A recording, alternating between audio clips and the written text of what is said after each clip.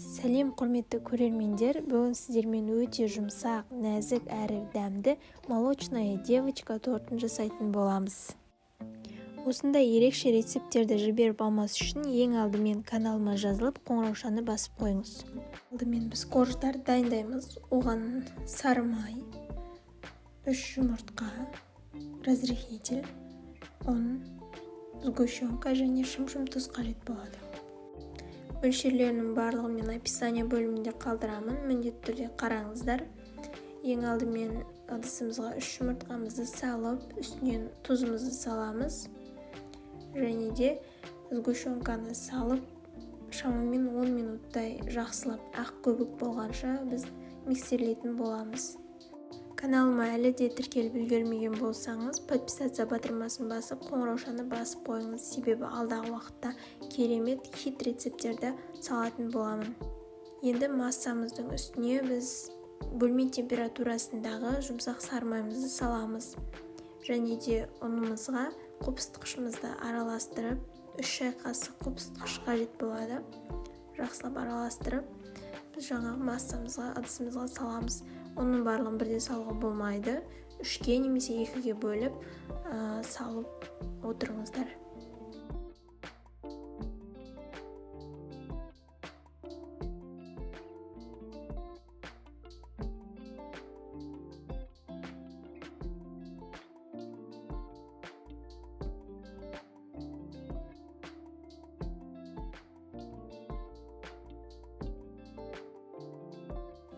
Енді пергамент қағаздарын дайындап аламыз.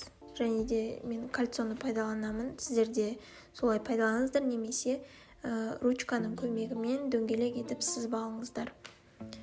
Міне осы жерде менің кальцомның диаметрі 24 см болып келеді.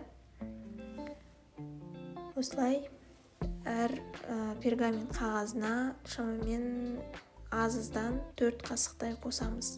4 қасықтай салып аламыз. Және осылай тегістеп аламыз бетін.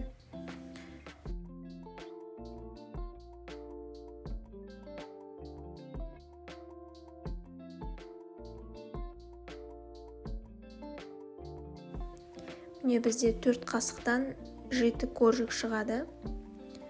Осылай жұқа болып жайылған. Өте нәзік, жұмсақ болып пісіп шығады. Енді біз крем-чиз дайындаймыз. Оған 500 грамм сливки, 440 грамм творожный сыр кетті, және де 200 грамм сахарный пудра қолдандым. Осылай барлығын ыдысқа салып алып, бірден миксерлей берсеңіздер болады. Сливкидің мен 36%-тігін қолдандым. Сіздер 35 немесе 33%-ті қолдана берсеңіздер болады.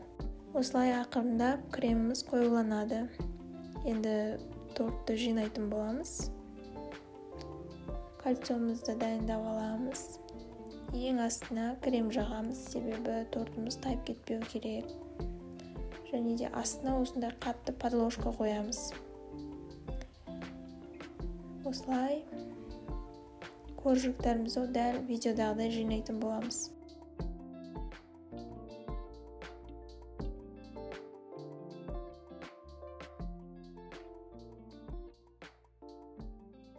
Видеода соңғы коржикті қойып жатырмын. Бетіне жағып тегістеп аламыз да тоңазытқышқа 1 немесе 2 сағатқа қойып қоямыз.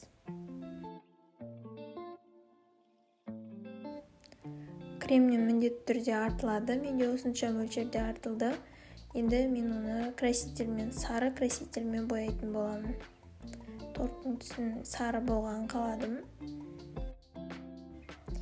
Осылай осы креммен біз жаңағы торттың сыртын қаптайтын боламыз. Кальцоны шешіп алып,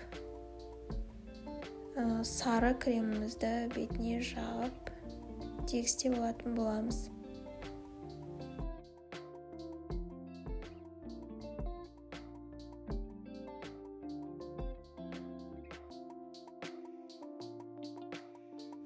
Тегістеу үшін осындай шпательдерді пайдаландым. Сізде олар болуы міндетті емес, себебі бәрібір торттың дәмі өзгермейді одан. Бұл тек қана жай ғана сәндік үшін. Енді глазур дайындаймыз бетіне. Оған 1 шоколад керек болады, 1 плитка, және де 70 грамм сары май қажет болады. Екеуін микроволновкада ерітіп аламыз. Ұзақ микроволновкада қалдырмаймыз, бақылап тұрамыз арасында. Осылай ерітіп, қатты сұйық болып кетпеу керек. Енді шетіне жағып аламыз глазурды, сосын ортасына жақсаңыздар болады. Менде декор осындай қарапайым ғана болды. Тортымыз дайын. Сіздермен болған Перизат. Видеоны соңына дейін қарағандарыңызға рахмет. Ұнаса лайк басып достарыңызбен бөлісіңіздер. Астарыңыз дәмді болсын.